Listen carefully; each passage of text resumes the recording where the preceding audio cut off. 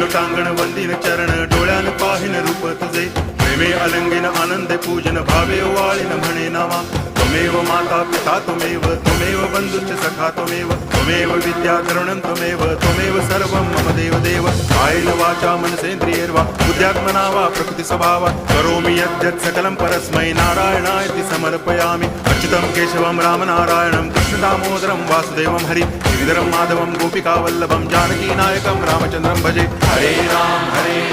Ram Ram Hare Hare Hare Krishna